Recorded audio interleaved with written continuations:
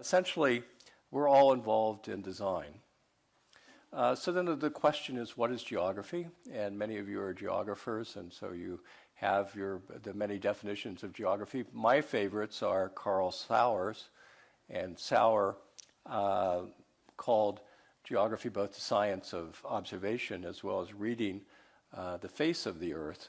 And of course, J.B. Jackson wrote and spent a career talking about how to read landscapes. And he essentially saw the landscape as a beautiful book, and it was our task to learn how to read it. So this is another quote. I wish I could attribute it. The first time I saw this quote was at the Charles Darwin Center in the Galapagos Islands, and it was attributed to Charles Darwin. And I thought that the Charles Darwin Center would quote Charles Darwin correctly, but it turns out they didn't, even though it's on a lot of T-shirts that they sell at the Charles Darwin Center. But still, I think it's an interesting quote, and it certainly in the time of climate change and rapid urbanization certainly could apply to us. So we are arguably the most adaptive and resilient species, and actually design and planning are tools of adaptation. So we adapt as a species, I would argue, mostly through design and planning. What I'm going to do is go through a couple quick projects to argue that the way we are viewing urban areas is changing very dramatically. And I want to make that case by showing a few projects. And you will mostly be aware of these projects, I'm sure. This is Millennium Park in Chicago. The High Line, I'll return to the High Line in a moment. The High Line in Lower Manhattan, the transformation that the Friends of the High Line, James Corner, Field Operations, and Renfro Scofidio, thanks. Did with the High Line. This is my favorite part of the High Line, the little amphitheater that overlooks traffic. The major difference between the drawings of the High Line and the actual use of the High Line is there's actually more people using it than were photoshopped in the drawings. A similar project you may be familiar with in Seoul, South Korea. This is a highway that when the Japanese occupied Korea, they built through the center of Seoul. It was hated by the Koreans. A very ambitious mayor who later became president of Korea decided to rip up the highway and to develop this linear park through the heart of Seoul. This is what it looks like today, an amazing transformation. Really more of a fountain than a stream. The water is really recycled from the river. Similar project in Madrid. It's Madrid-Rio. Project originally West 8. Did northern northern Madrid. Was a wealthier part of Madrid. There's a highway. This is a highway that split Madrid into a wealthier and poorer area. The project was, these are the images from the competition to essentially tear up the highways in this case again, and to create parkland. This is what it looks like realized. Another image of Madrid-Rio. It's inspired projects. The High Line, the project in Korea, Madrid-Rio have inspired similar efforts around the world. This is from Mexico City. A group of architects have put together this scheme to take this highway that runs through Mexico City and do something very similar to what's been done in Rio, or what's been done in Madrid as well as Korea. And these are some images from that. Back in Brooklyn, this is a firm called D-Land Studio. The Guamas Canal is one of the most polluted places on the planet. Usually it's in those special victims unit programs on TV. They're always pulling someone out of the Guamas Canal. Susanna Drake and her colleagues at D-Land Studio used the metaphor of sponge park to change the image of the Guamas Canal. These are some of their images. And the basic idea is to turn the whole area around the Guamas Canal into a water filtration system to clean the water and clean the canal. And a sign of success anywhere these days is when the Austin-based Whole Foods market moves into the neighborhood, and it's called the Whole Foods effect. And so Whole Foods has moved in next to the Guamas Canal. And these are some more images. And one more sort of just to make this case that how we are viewing urban areas is in a very fundamental time of change. This is another James Corner Field Operations project, this one in the Seattle waterfront. And these are their images of the Seattle waterfront and what it could be. Correct because of the rain that occurs in Seattle. So I would argue that there's a new kind of aesthetic that is evolving. It's an ecological aesthetic, and that and when you look at urban areas, the projects I just showed, I think, are ample evidence of a shift in how we're starting to occupy urban spaces. So that aesthetic, I think, is fundamentally linked to geography. How do we represent this ecological aesthetic? Geodesign, what is that? I basically agree with Carl Steinitz's definition. He gives several. This is, I think, the verb definition. And I find it somewhat similar to the definition of landscape architecture, but that's probably another discussion. So one of the promises of geodesign is that we can expand the kind of representational tools that are available beyond GIS and beyond overlay mapping. And this is something I've been thinking about since the first Geodesign conference and the first Geodesign summit. So what other techniques, what other kinds of tools can we use to represent landscapes, and how might they be useful in geodesign? So what I did is I went back to a variety of reports by Ian McHarg from the 1960s and 1970s. He was very well known for overlay mapping, very well known for his use of maps. I thought, what else did McHarg use in those reports from the 60s and 70s, and how might they help us with geodesign today? And here's a list of the main tools that were used by McHarg. Overlay maps, transects, diagrams, which Carl Steinitz mentioned in his workshop before this. Steve Irvin made a big point of the importance of diagrams in the initial Design Summit: bird's eye perspectives, block diagrams, drawing, and photography. Okay, so perspective drawing. Brunelleschi did not invent perspective drawing. However, he popularized perspective drawing. Perspective drawing became, I think, the most important tool for designers from the 15th century till our times. And I would argue, and this is an easy place to make this argument, that overlay mapping has had a similar impact as perspective drawings. Like Brunelleschi, McHarg did not invent overlay mapping, but he did popularize it. And he did argue that there's a way to put together maps to display opportunities and constraints for development, with time being a very important factor. This is a McHarg overlay map from 1972. It's in his plan for the woodlands in Texas.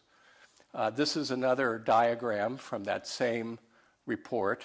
And by the way, Carl Steinitz also talked about hydrologic fracking. The man who invented hydrologic fracking was a Texas oil man, as we call him, named George Mitchell, who also was responsible for the Woodlands Newtown that employed McHarg to develop the plan.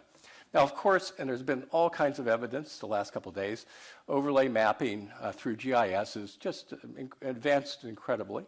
And these are some suitability mapping from GIS. We go back to McHarg. This is, on the top, an image from 1968. It was done with hand overlays.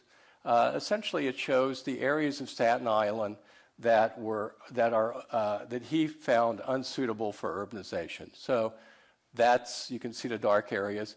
These are the areas that were abandoned or evacuated after Hurricane Sandy. So we've known for some time where places are that are best and not good to settle. McHarg also used maps very effectively. This is a map of the coastline of Toronto. It was drawn actually by Anne Spirn, who's now at MIT, and Narendra Janeja. And what's interesting to me is the maps that were used by McHarg and his colleagues always were accompanied by diagrams and always describe a written description. So there wasn't maps or suitability overlay maps or individual maps by themselves. It was always this other information. Again, if we fast forward, look at maps today. These are the 100-year flood zones and what's predicted by FEMA of areas that will flood in the future. Some fun things. This is also Manhattan. The red, these are from Flickr images. The red lines are Flickr images that have been posted by tourists, and the blue lines are Flickr images that are posted by New York residents. So same thing in San Francisco Bay Area. So you can see where, through social media, who is taking what kinds of images. McHarg was also very fond of transects. This is from his book Design with Nature of the New Jersey shore.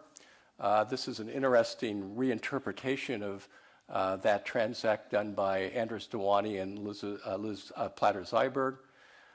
This cross-section is from the plan for Amelia Island led by his partner Bill Roberts.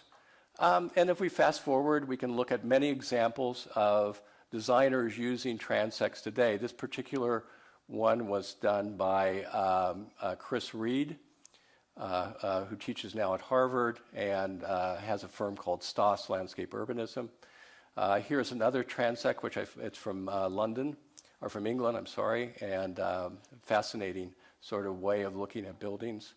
And then the use of diagrams. This again is from the Woodlands Report. We would now call this low impact development, but from the 1970s, this is McHarg's illustration trying to convince George Mitchell to protect the native woodlands, or the native drainage areas in the woodlands.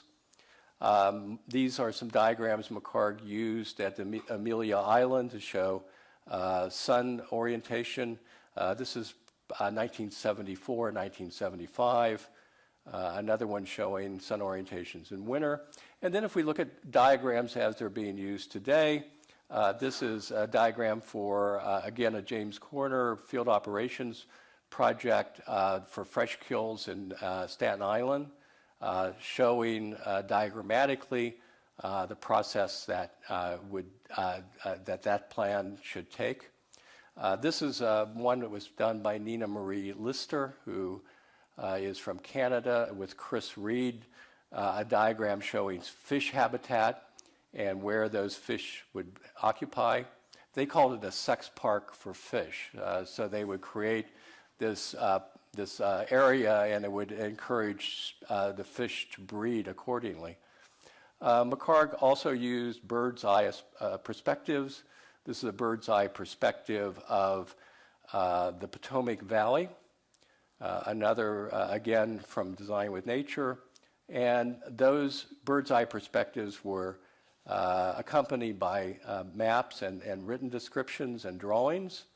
And from today, these are drawings. Harry Dobson with Randall Arndt and Bob Yarrow have used these kind of bird's eye perspectives very effectively. This is shows a Connecticut River valley landscape. This is what it will look like with traditional development, and this is what it looks like with smart development. Another tool McHarg used a lot was block diagrams. This is sort of an underutilized term, I think, today. Block diagrams come from the geologic sciences, and these are some examples from the geologic sciences. These two are examples from studios at the University of Pennsylvania that McHarg taught. When I took this studio, I had one classmate who spent his whole semester doing a block diagram. It was, it took Da Vinci or Michelangelo less time to do the ceiling of the Sistine Chapel. So block diagrams, I think, are a very ripe tool for geodesign. Here are some, of course, today digital elevation models is one term that we use to describe part of what a block diagram is. And then architects, landscape architects, have been very effective at sort of pulling together parts of buildings and landscapes to display them in this way. A conceptual model block diagram here showing three-dimensionally the ocean and the surface and so on. McHarg also used drawings very effectively.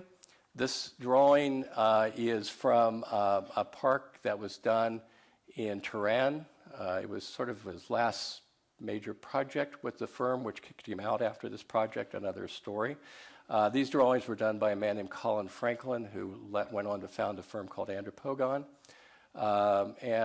These are all drawings from that park. Another of sort of McHarg's last projects with what was then Wallace McHarg, Roberts and Todd, became Wallace, Roberts and Todd. This is the new capital for Abuja, or Nigeria, called Abuja, with this major hill being used as the main focal point for the new town.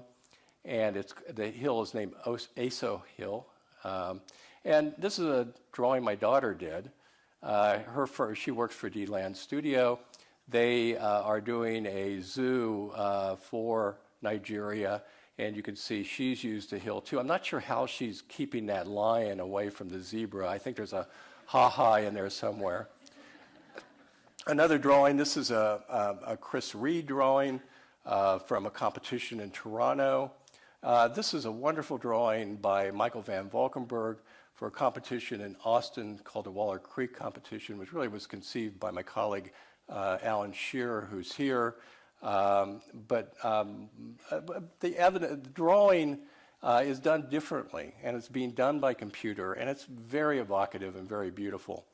McHarg used photography extensively in his reports. This is from a report that was done in Vermont that led to the enactment of the State Planning Act in Vermont, wonderful use of black and white imagery, also used aerial photography.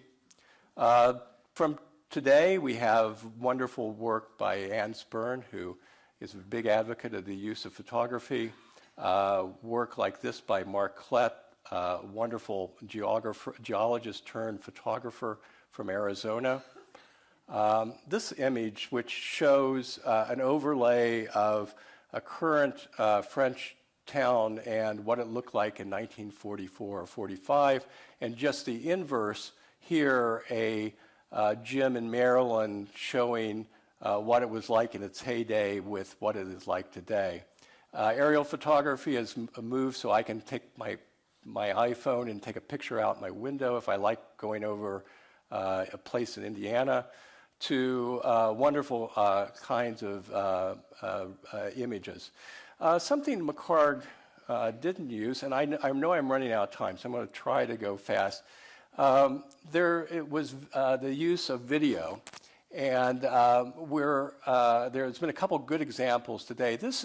These two examples I'm going to show, and I'll do them quickly, are from a firm called the Brooklyn Digital Foundry. The Brooklyn Digital Foundry, and they did this animation for the High Line. This was done after the design was done, and basically they used it to raise money for the High Line. Very, very successful.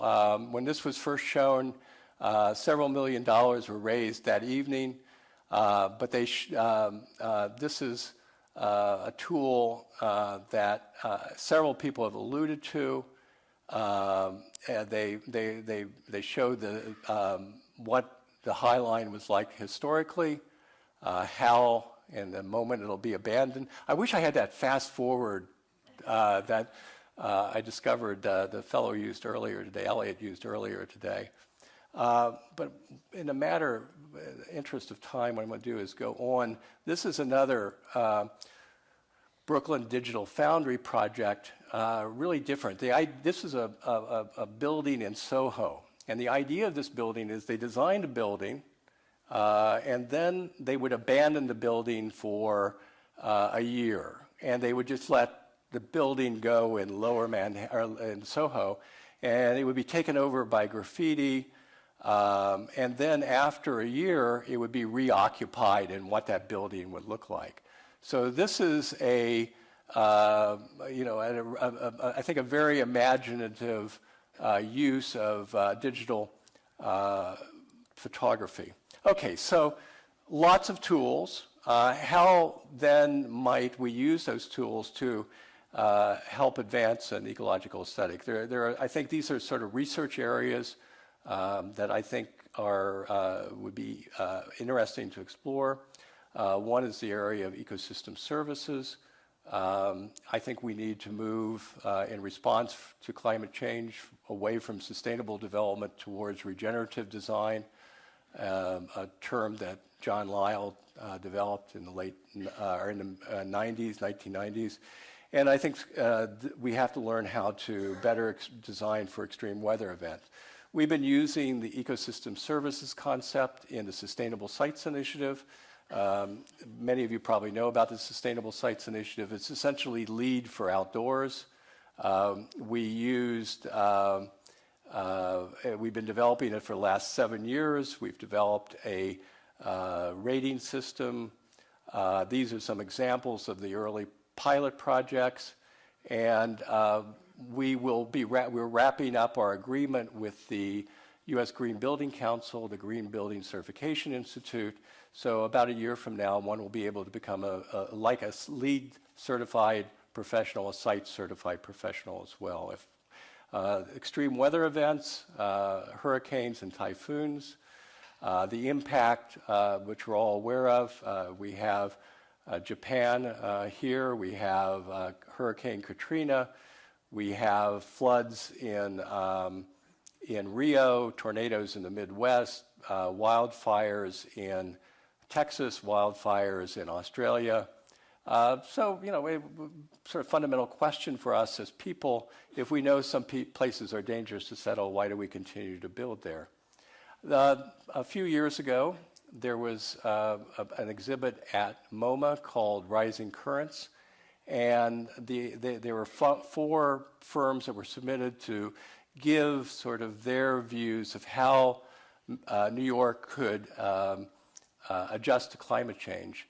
One of them was this one. It was done by the architects ARO and the landscape architects who I've mentioned before, D-Land Studio. And so they imagined this new zone in Lower Manhattan. This is what it looked like in plan diagram.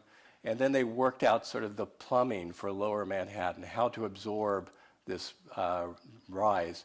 Another of these was done by Kate Orff and her firm Scape, and she envisioned a new oyster farming industry off the coast of what's now Brooklyn, off the coast of Red Hook, and again the Guamas Canal.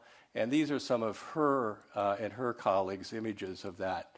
And one of the striking images that was used in the MoMA exhibit was this one, which showed New York underwater, which seemed to be an abstract idea a few years ago until, of course, Hurricane Sandy happened. And this was the reality of, these are not photoshopped images, these are the real thing now, and the aftermath of Hurricane Sandy, which brings us back to Brooklyn, back to Bushwick.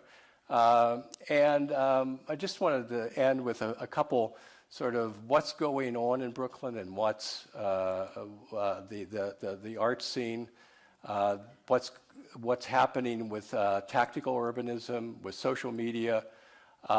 It's become, as I mentioned at the beginning, a very lively, very creative place, and one which I think should inspire us. So Bushwick, you're beautiful, and thank you very much.